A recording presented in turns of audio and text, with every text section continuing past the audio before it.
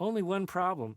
Even as the ink was drying from the report, macro trends shows us that the United States was entering a prolonged period of extraordinary growth, running to about the year 2000, averaging 3.5% growth over that period, outpacing the Japanese economy, which was the concern at the time. Clearly, U.S. workers, educated in U.S. schools, had something to do with that. Talk about bad predictions.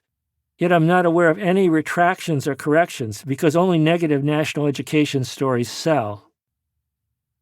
It has always felt to me presumptuous to justify or explain my ideas in such broad political terms. My focus was usually on the individual student held back by the constraints of curriculum. The title of my last book, Writing Unbound, surely emphasized that theme. But as I thought about what the 8 ideas in this book have in common, I did feel that there were democratic values at the heart, that they all had to do with access and diversity, with finding ways of connecting educational goals with the funds of knowledge students bring in when they walk through that door. As I was refining my idea of the book, I sent out a tweet that received a strong response, with some followers turning it into a visual. I wrote, "The House of Literacy has 1,000 doors. Our job is to help students find one that will let them in." It seemed to me there was a germ of a political idea here, that too many students never entered the House of Literacy, and why was that? And what could we do about it? How could we make entry more possible, more inviting, more pleasurable? How are we as educators being held back by rigid ideas and curriculum that do not reflect and honor what students, particularly students of color, students outside the mainstream, bring to schooling? How can we disrupt these patterns? How can we tell a better story about literacy? I found that these questions guided me to the ideas I would write about, and that it no longer seemed presumptuous to see this as a democratic issue. Democratic lineages. I take the term lineage from the great African-American reading specialist Alfred Tatum. He uses the term to describe the reading histories he wants students to develop. Key books in this lineage, ones that speak to their identity, experiences, and aspirations, create a sense of personal tradition, a team, if you will, that supports them and motivates them to read further. He quotes Carl Upchurch from his book Convicted in the Womb, One Man's Journey from Prisoner to Peacemaker.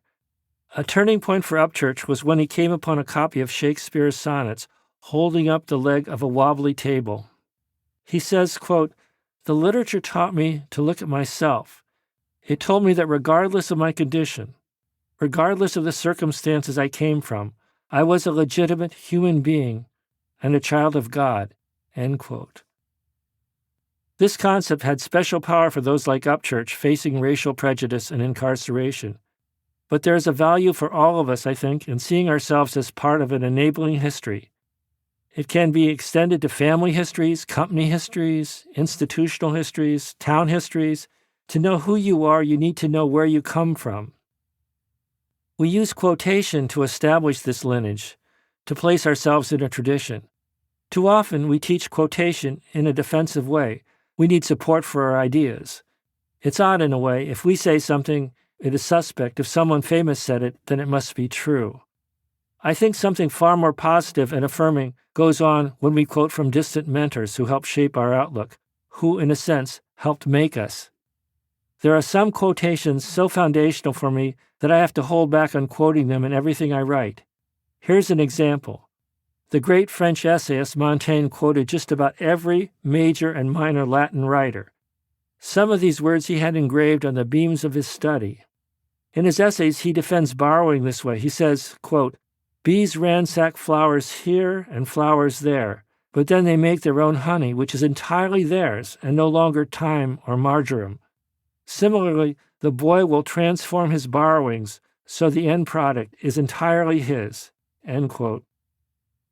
Montaigne is arguing that our sources can become so internalized, so much a part of our thinking and worldview, that they are ours. In one short metaphor, we have the core of a learning theory.